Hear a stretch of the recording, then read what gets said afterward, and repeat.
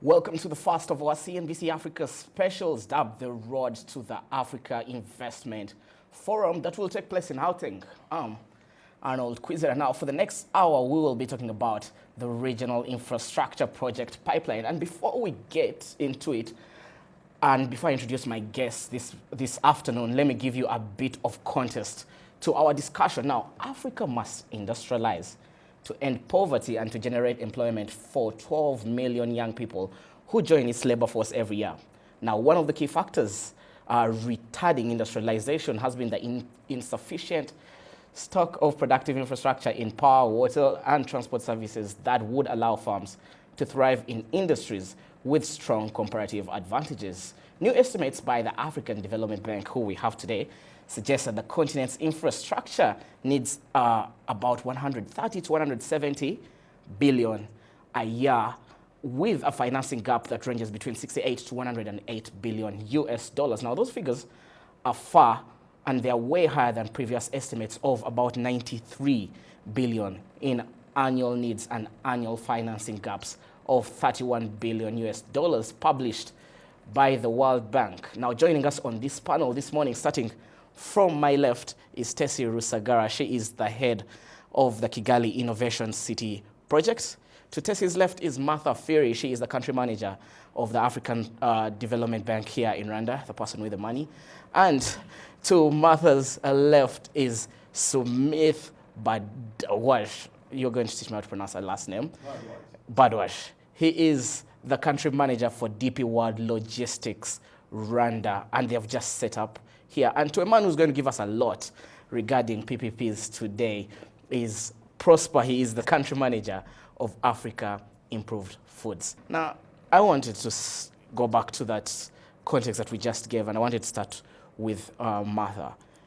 108 billion US dollars is needed yearly to catch up with the rest of the world. Now, at the World Economic Forum earlier this year, there was conversation regarding the fourth industrial revolution, and we need to get into that. But we need to fill this gap, the infrastructure gap that we currently have. How do we find alternative sources of funding?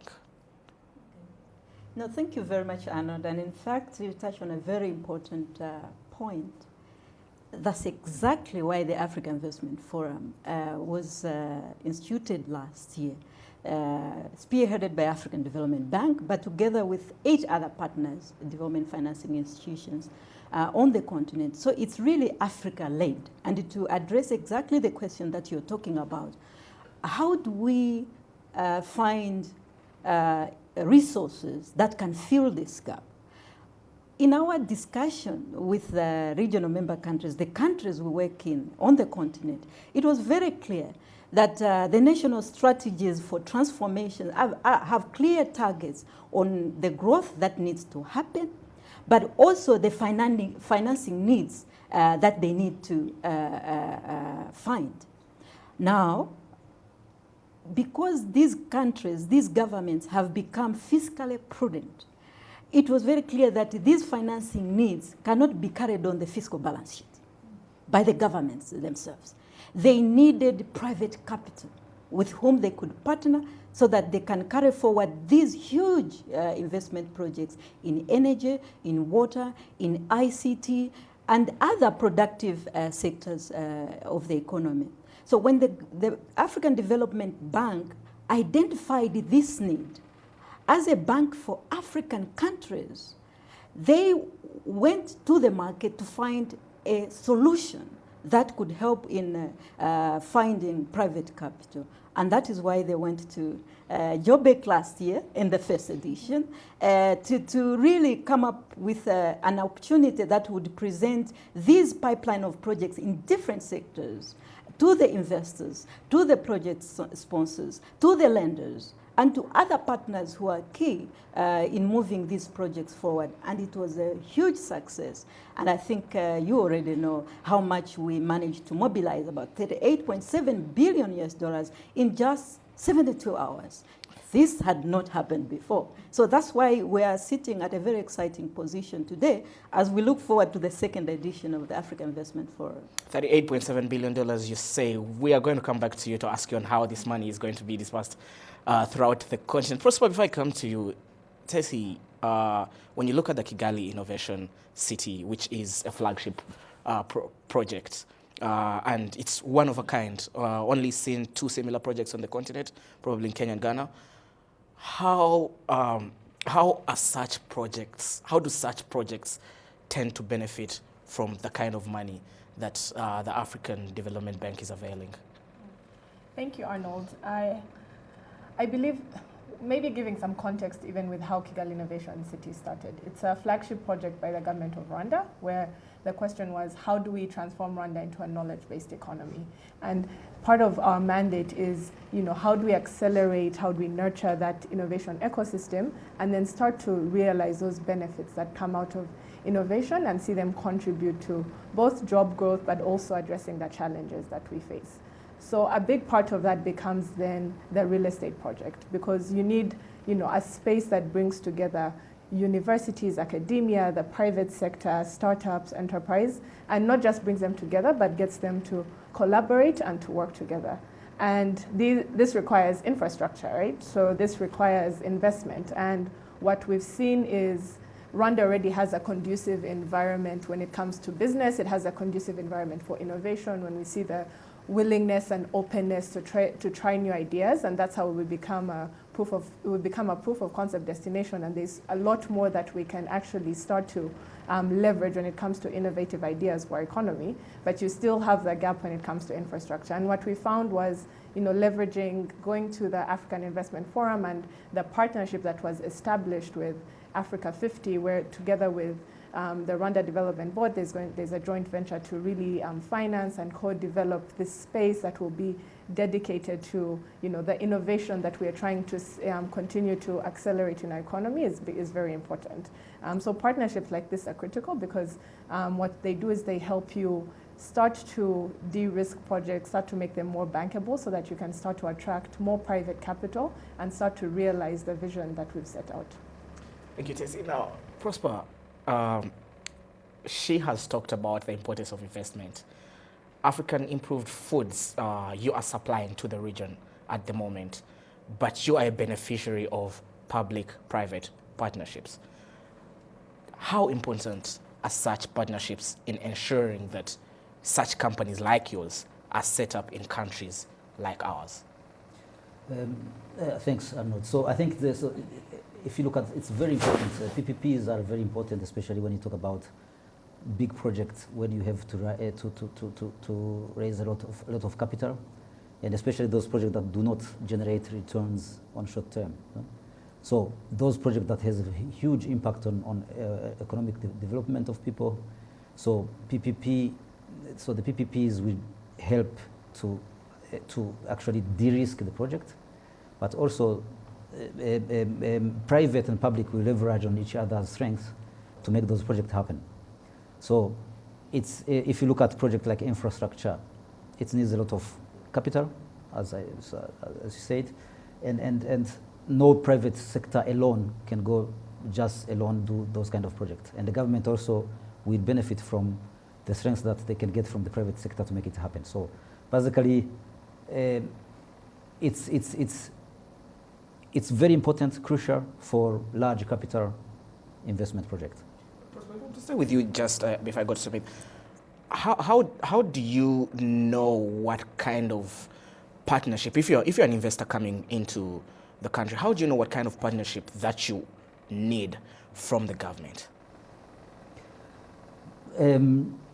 It depends. So every project is unique. You look at where the direction of government is heading, and you look at the mission of the company itself, and that's how you actually choose the best partnership that you would like to have. So it's more having the same mission, the same vision about where you want to end up. Smith, you've just set up the first inland port in Central and East Africa, just in Rwanda, if I believe 2 days back. Yes. what attracted you, first of all, to set up such a port, and what role can such investments play in improving and culling that infrastructure gap?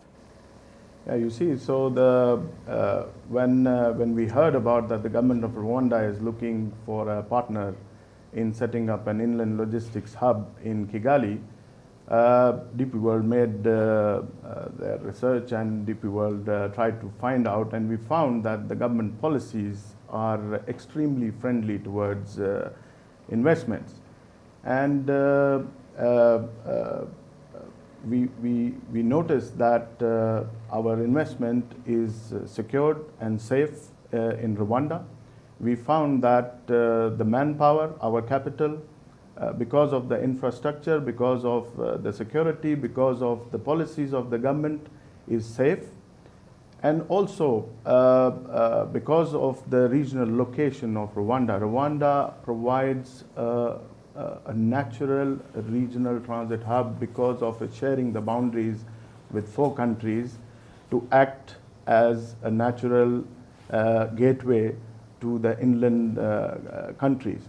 So what DP World vision and what DP World envisaged is to connect Rwanda with the 2 gateways, that is the seaport of Mombasa and the seaport of Dar es Salaam, and create a regional logistics hub or an inland dry port, and then from there connect the cargoes, connect the services, and make Rwanda a natural service provider hub for all these countries, and simplify the way the logistics is carried out in the country.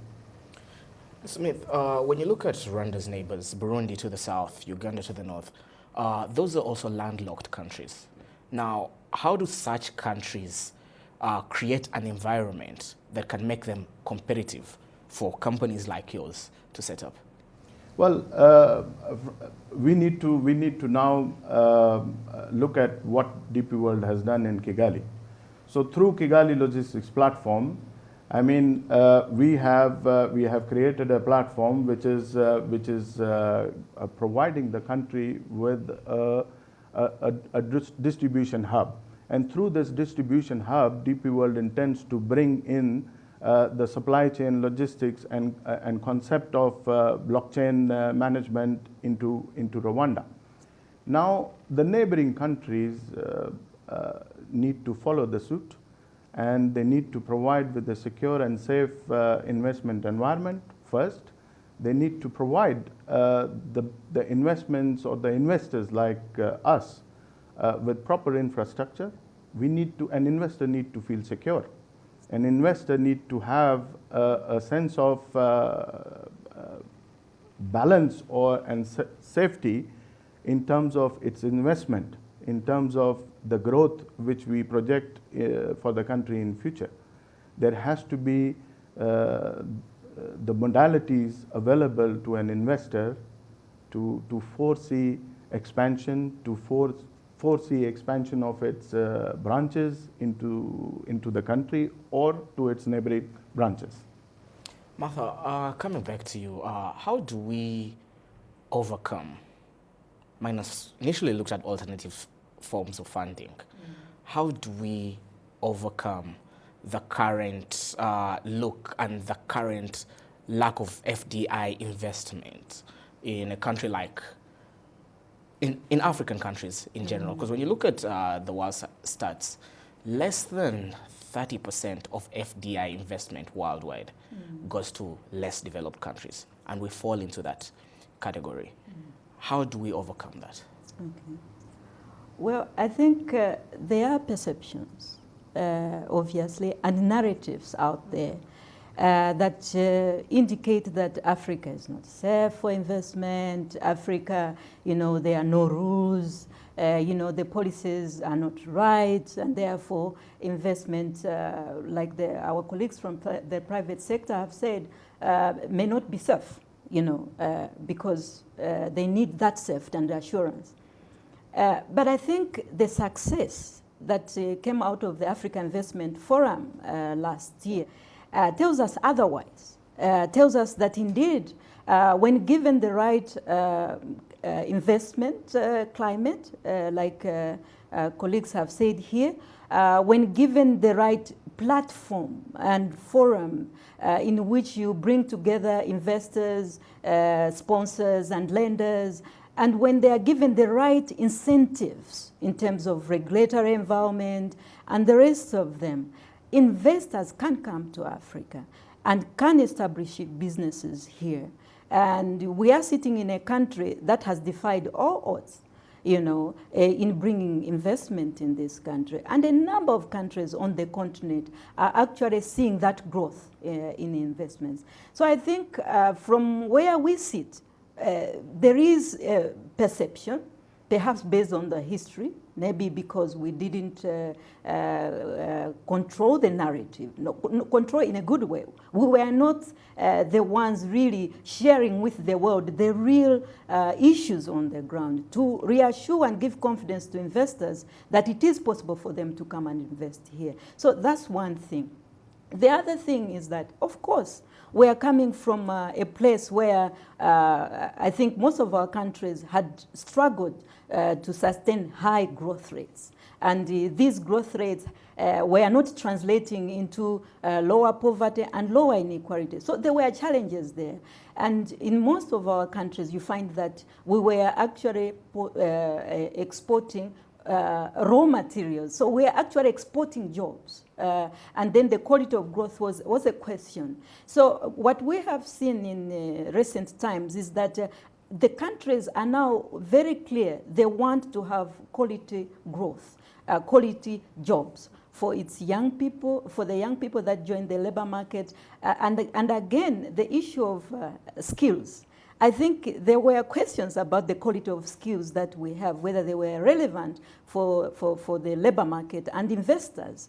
And we have seen our countries really making inroads into building the necessary skills that can equip our young people with the relevant skills of today and tomorrow. So that they are able to compete in the marketplace and then attract investors' interest in establishing businesses here and then employing our people. So I think we're very encouraged with the developments that are happening in many of our member countries on the continent, and also the confidence that investors from Dubai, and of course our own investors from the Africa food industry. We are very encouraged by that, and I think we are on the right path. Okay. Prosper will come to you regarding competitiveness of local produce. But first, let me come back to Tessie. Now, when you look at the investment opportunities that Martha is talking about, why should the private sector be interested in an opportunity like the Kigali Innovation City? And jumping off what Martha says in terms of where we're looking to grow and become competitive, what we need on the continent now is it's transformational growth. You know, we can't do what the rest of the world was doing many years later. We also have to keep up with where the future is going. So when you talk about Industry 4.0 technologies, giving us, it's creating an opportunity where Africa can start to actually not just catch up, but participate in that world, because everything is changing. It's and everyone is trying to figure out how to deal with these changes, mostly driven by technology. So I believe that what we're creating is how do we make sure that we are preparing our young people when we think of the talent that we're putting in Kigali Innovation City with Carnegie Mellon, the African Institute of Math and Science, our own University of Rwanda, and Africa Leadership University. They're all building talent that is focusing on not just the skills needed today, but with the skills needed tomorrow when it comes to data science, AI, machine learning, and so on. So that's one way. We're providing that talent that will be important for the private sector if they want to remain competitive, if they want to even grow and scale beyond Africa. The second thing that we're doing is you're starting to nurture research, innovation, development that's based on technology. And how this benefits the private sector is that they now have opportunities to partner with young startups, with young innovators, with academia, and start to build capabilities that make sure that they are relevant, that make sure that they're competitive, and make sure that they're ready. So we like to call it future proofing. So are you ready for the future? And we're making sure we're putting together the talent, but also the ideas and the knowledge that that our traditional private sector can rely on. And I think the third one will be for even our growing private sector, which is the startups and the entrepreneurs, making sure that you have the right support systems that they need when it comes to the enablers that, like accelerators and incubators and funding. And we've already seen some of that start to come in the market in Rwanda with Andela. We've seen it with Norskin that's coming in, and even some of our local incubators like 250 startups. So how do we continue to make sure we're creating an environment that nurtures these support systems to come so that our startups are able to actually compete, they're able to grow their businesses, and they're able to scale even beyond borders and to the rest of Africa and also globally. And we've benefited from partners like even the Africa Development Bank. They've been a critical partner when it comes to our investments in talent as Rwanda, with supporting Carnegie Mellon. They supported the Rwanda Innovation Fund, which will be for early stage tech startups. So there's a lot of support and there's a lot of benefits, and we're just making sure we're creating the right support environment for the private sector to benefit. I want to start with you, Tessie. You talked about creating people with the right skill set for the technology of the future. There's the whole buzz about the fourth industrial revolution right now. What happens to the people who don't have the skills yet? And in doing that, there's a word that's commonly used, which is leapfrogging, yes. Getting there and catching up with the rest of the world. Yeah. Doesn't leapfrogging present its own dangers in terms of missing out on the third industrial revolution, which means a miss out in the industrialization, which at the end of the day creates lots of jobs for the young people?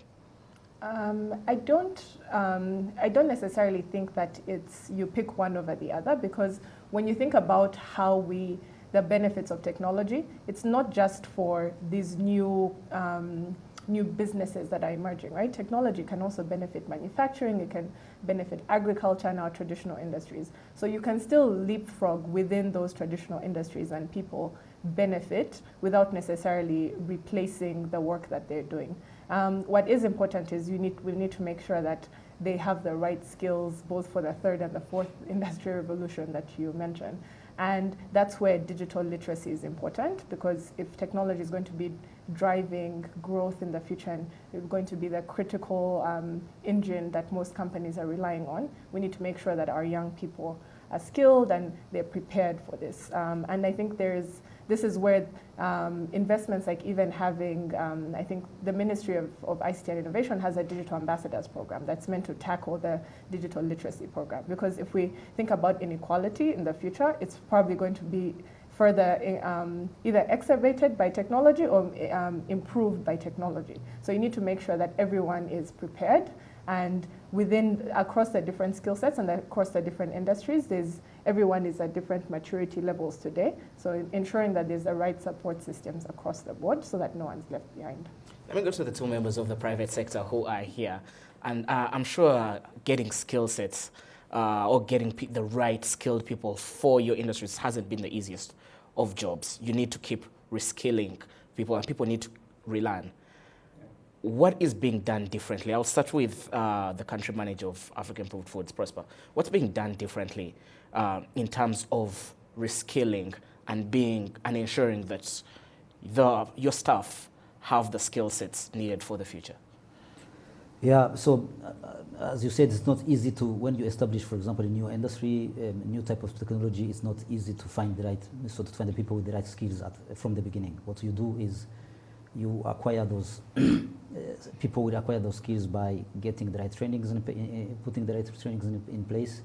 Especially, mindset here is something very important, because if you look at young people in this country, for example, they are eager to learn.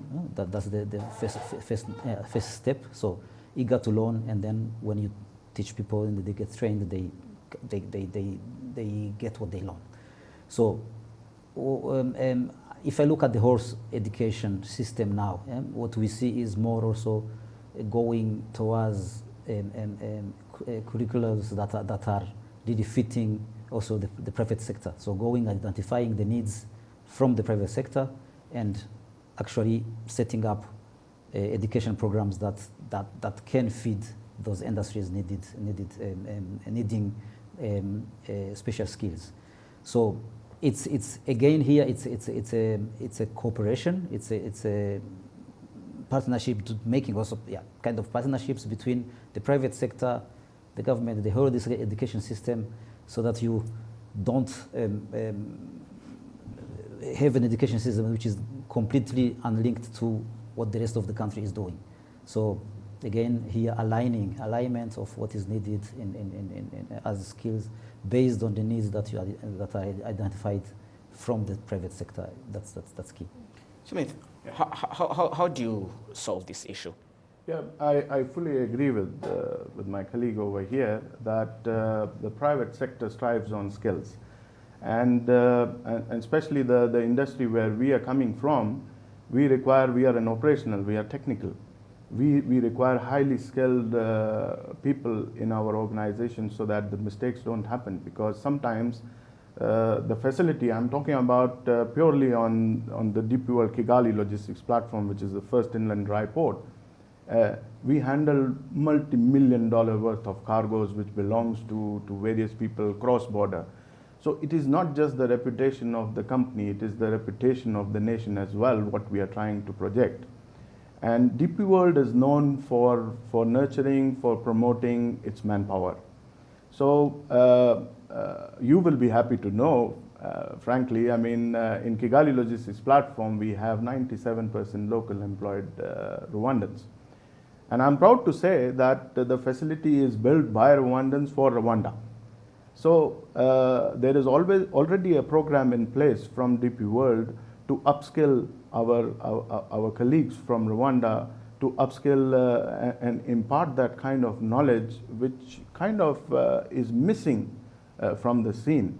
And it is, in my opinion, and I'm sure the company also shares my view, that it is also the responsibility of the companies, the investors, or to skill and to bring up their employees to the standards where they want to see their company going. We, in a short period of time, we have engaged with various universities, and we already have an internship program in place. So we are already training our future leaders who will be probably replacing me as the CEO of DP World Logistics Rwanda, or probably in Africa Improved Food. And it is not just imparting the skills. DP World has got in-house training programs.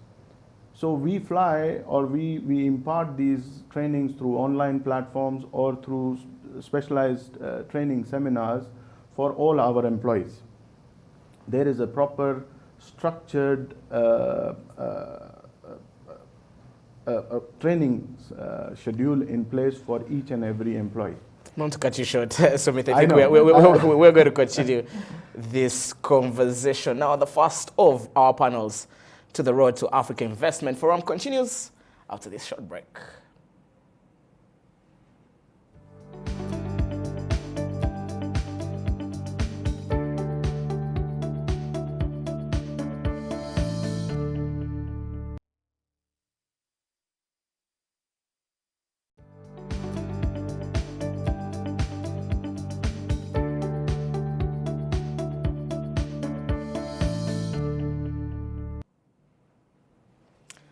Welcome back to CNBC Africa. As we continue our specials on the road to the Africa Investment Forum in Gauteng, our conversation today focuses on the regional infrastructure projects pipeline. And still with us is our panel of experts. Starting from my left, Tessie Rusagara. She is the head of the Kigali Innovation City.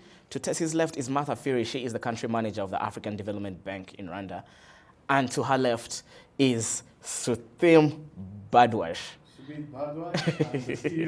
CEO of World Logistics Limited, Rwanda. Yes, and to Suthim's left is Prosper. He's the country manager of Africa Improved Foods. Prosper, I want to start with you right now. You have benefited from a public-private partnership. why should governments continue to carry on with public-private partnerships? Well, I believe, they have a lot of benefits.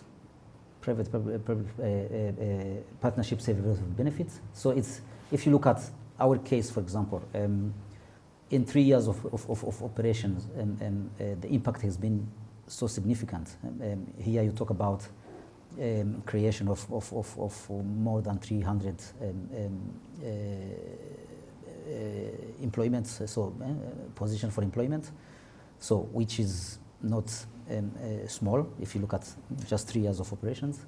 And those are really direct jobs, so you don't count then some multipliers along the whole chain.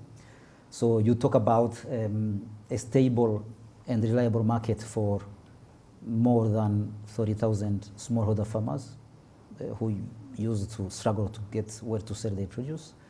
You talk about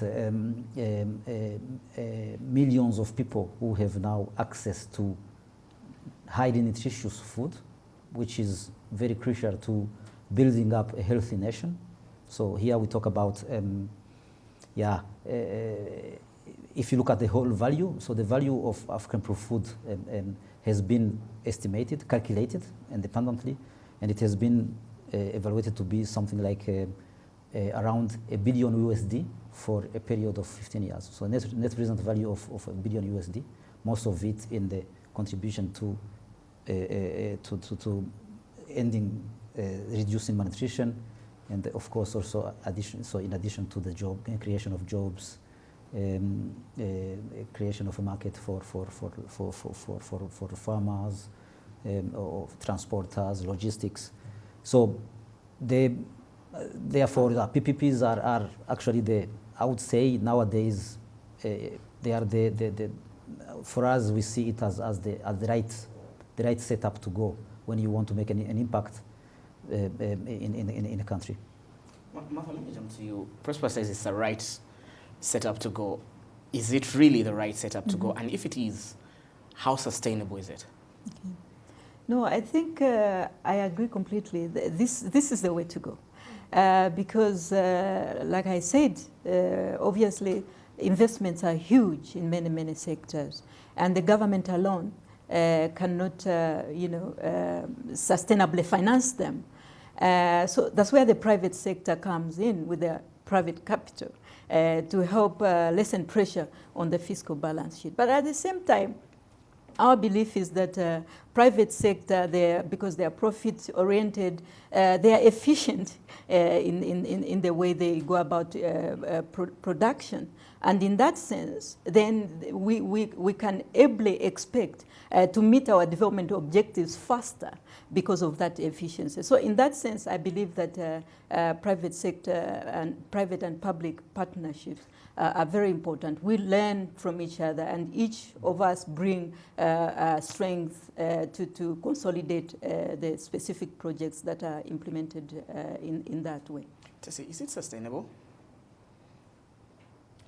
It depends on what sector and what the context is. I think there's sectors where it's perfectly fine for the private sector to do it on their own, and we see that especially in maybe more mature industries like financial services, where there's less involvement for the public sector.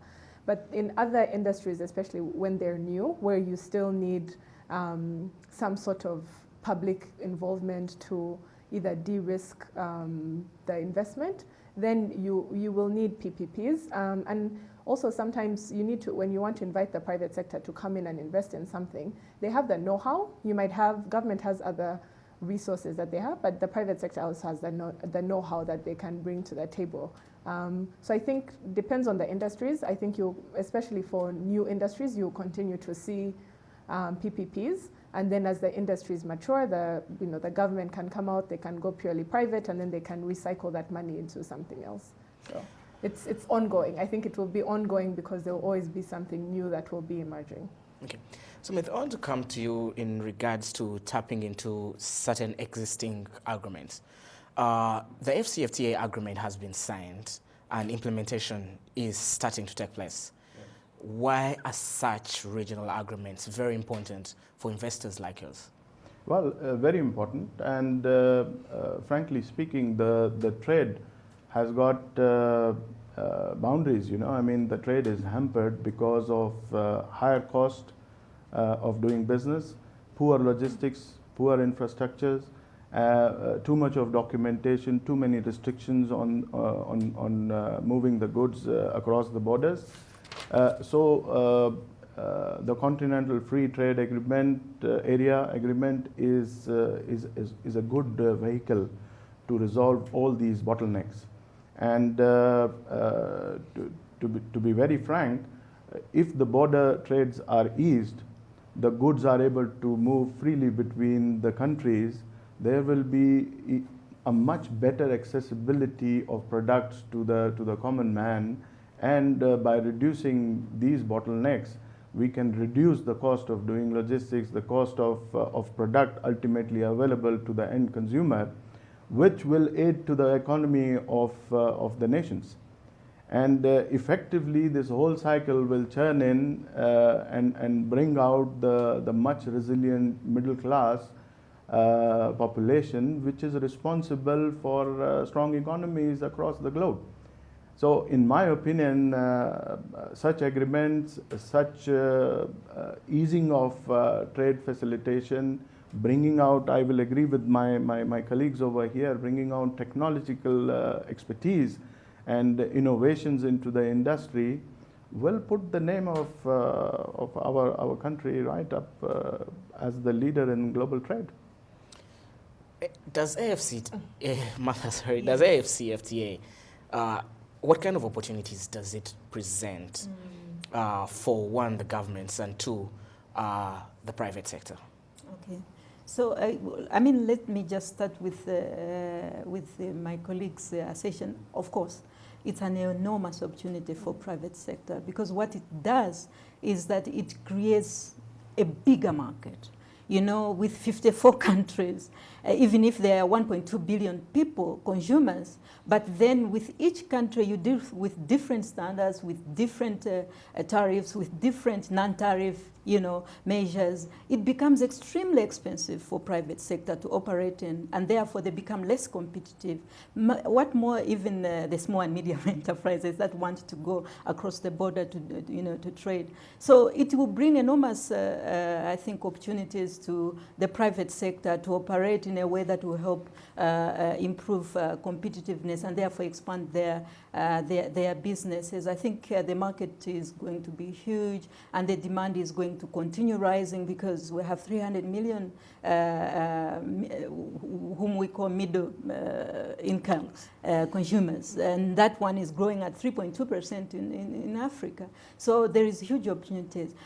On the government side, I think it's a way of really creating jobs, because with more trade happening here in Africa, so across the various value chains, it means that there will be bigger in terms of capacity of production, and there will also be an opportunity to I think, make advantage of the enormous domestic market, which they call domestic capture.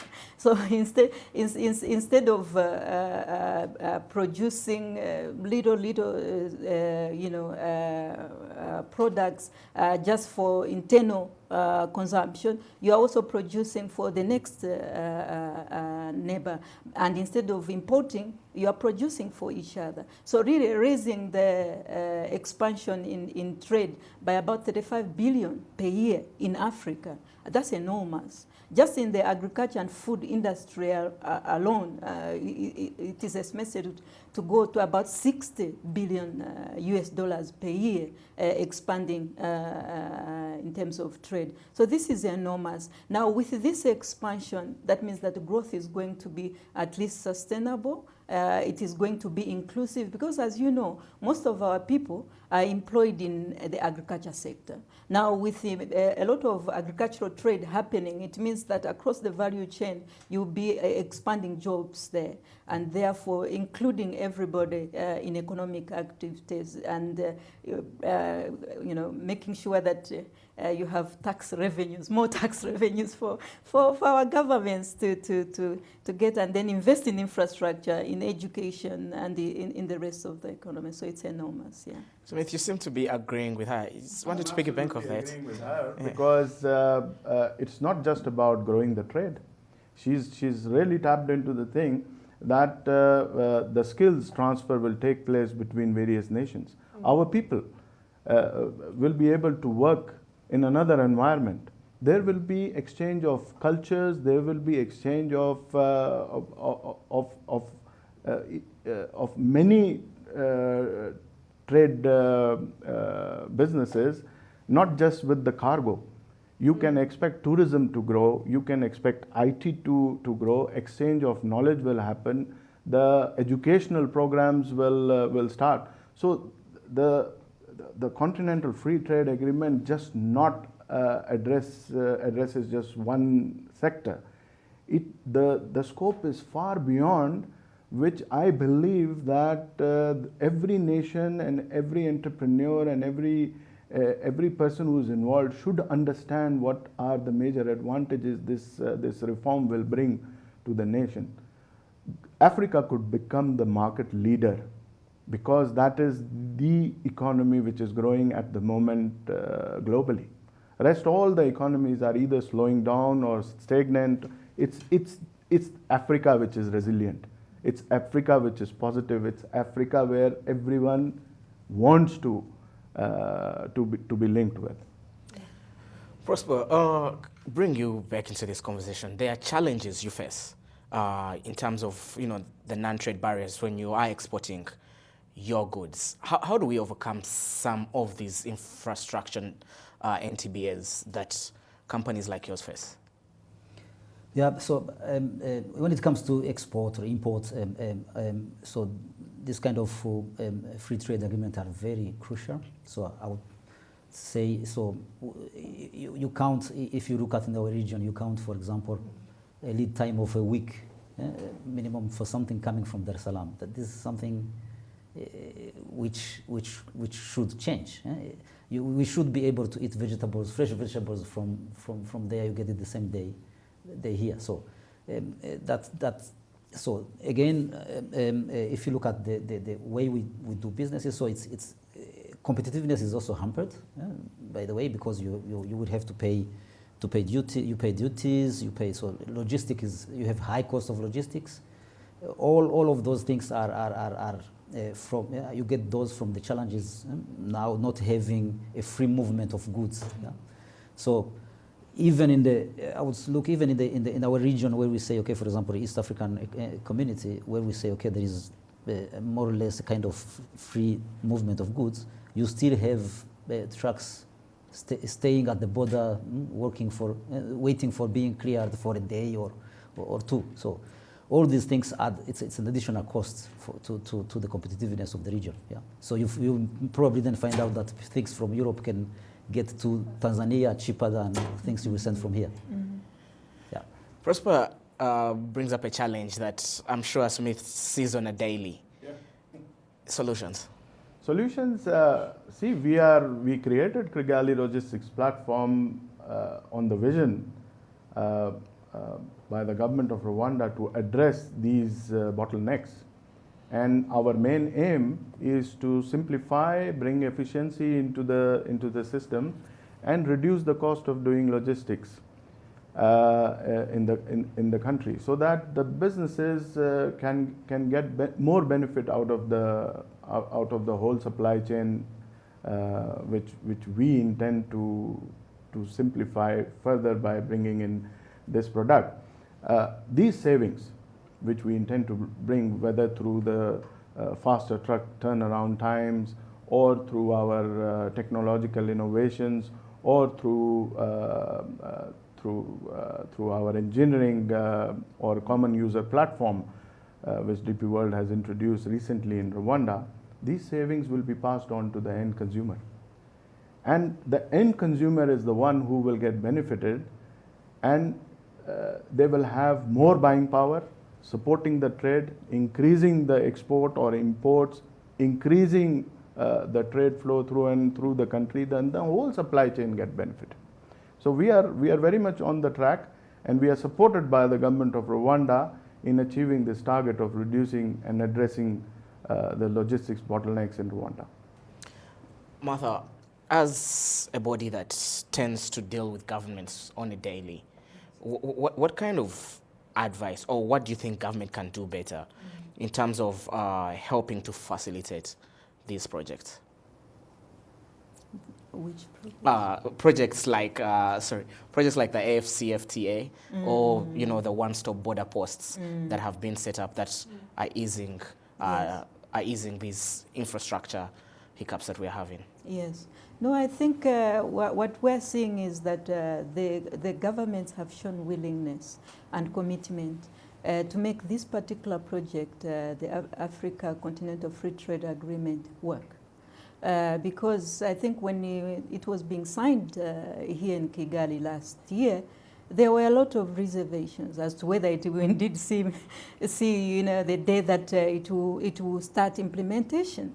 But we have seen member countries on the continent really ratifying, and now we are on the road to implementation. The bank has just given a grant of about $5 million to start the implementation process and support that. What we are, talking with the government, our government shareholders, is that they need to continue on this path, making sure that the protocols of agreement of the AFCTA are implemented in line with the schedule or roadmap of the agreement. And within that context, and in the context of the Agenda 2063, the milestones are very clear. They need to prioritize connectivity infrastructure, between Rwanda and Dar es Salaam, between Rwanda and Mombasa, even within the hinterland themselves. Make sure that there is that connectivity so that there are seamless supply chains, and the logistics investments are able to work easily and efficiently and effectively because of such. But at the same time, we are advising them and we're talking with them to build the necessary skills to make sure that there is a pool of young people and coming into the labor market that are skilled rightly to address issues of trade, as well as other areas that are transformative in nature, but at the same time, the financing as well. So it's beyond the regulatory environment, making sure that the non-tariff barriers are addressed or the tariffs come down, but also the soft issues that make this work, including financing. So, and then there is also a question of standards. The consumer in DRC, the consumer in Uganda, the consumer in Malawi needs to feel confident that the product they are buying from Rwanda meets the right standards and is of the right quality. And the consumers from the rest of Africa need to feel that confidence, because I think where we're coming from, we used to think that products that we import from outside of the continent are the best products. But I think increasingly we are seeing that we are able to produce products that are of equally good quality and standards. So what this trade agreement needs to do is to make sure that those are enforced so that the standards are as they expected and the quality is good. Prosper, do you envision a time when a company like yours would be able to supply the whole of Africa without having to set up industries in 18 of the 54 countries?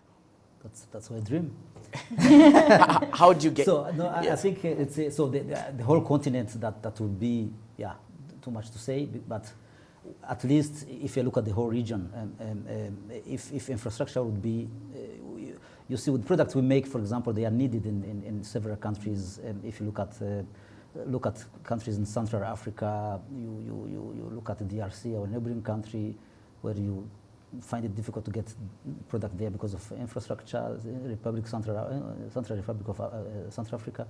So the other countries in West Africa. So Nowadays, for example, you'd see very limited, let's say, very limited movement of goods from here to that part. Yeah, we do mainly now the East Africa. Yeah, but with these trade agreements and improvement of infrastructure, we envision, so we see a future where we will be able to cover at least an area of at least 2,000 kilometers from where we are, and along the globe. As we're winding up, and this is a question for everyone, I'm going to start with Prosper and I will end with Tessie. Going back to our conversation today, which is on solving the regional infrastructure gap, pipelines. How do we solve? I need a solution from each one of you, and I'm going to put you to task. How do we solve that deficiency, that challenge that is holding us back as a continent? The infrastructure challenge, Prosper. So I think it's from my side, it's thinking big and go beyond what we saw, go beyond our limitations. And in this sense, I think using PPPs is something that could secure the investment needed to really finance the improvement in there. So, yeah, I'll agree with Prosper here. We need to think big. Definitely, the PPP is the vehicle to go about. But I would say that expanding our horizons beyond our borders and empowering investors and people who want to impart some addition to the economy and impart some skills, bring in some value chain into the logistics of the country, have a proper follow-up and harness this investment, harness this import of skills and technology for the best usage in the country. Martha. Yes. The answer to that, and also how to solve the financial issue. Yes. No, I think, first of all, let's prioritize infrastructure in our development strategies in different countries across the continent. Let's prioritize infrastructure and let's have very clear results target of where we want to go in line with the broader strategy of transformation. That's first. Secondly, make sure that you have the right regulatory environment, making sure that the government gives the correct signals to the private sector to say, this is not just for us, it's for you to support us in a way that is profitable to you. Again, then let's make sure that the young people that are coming through the education system have the right incentives and the right skills to participate in this particular endeavor. Lastly, make sure that you provide the necessary platform to mobilize financing for infrastructure. This is why the Africa Investment Forum is absolutely critical for Africa's infrastructure, because what it does is that it not only helps mobilize private capital at scale, but in an efficient way. So you don't have to wait the whole 1-2 years looking for just one private sector deal. You are there within 72 hours, you are able to meet project sponsors, lenders, investors, and everybody around the table. You agree this is the pipeline, you have the investment, there, let's go. So that's the way forward. Thank you. Thank you very much, Martha. And ending with the youngest person here today, Tessie. Agree with everything that has been said. So I think prioritizing and then partnering with the right people for talent, the right people for capital, the right people to execute these projects is important.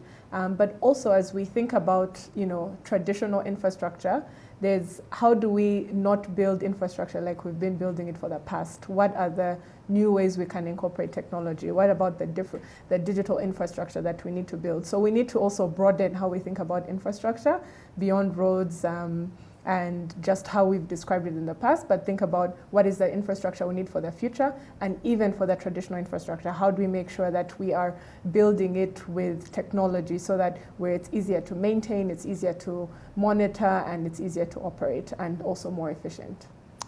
Thank you very much, Tessie Rusagara. She is the head of the Kigali Innovation City. Martha Firi, she is the country manager of the Africa Development Bank. Sumith Badwash, he is the CEO of DP World Logistics Rwanda. And Prosper, who is the the country manager of Africa Improved Foods. Thank you for joining us. And thank you as well for watching us on CNBC Africa, our specials, which are the Road to the Africa Investment Forum.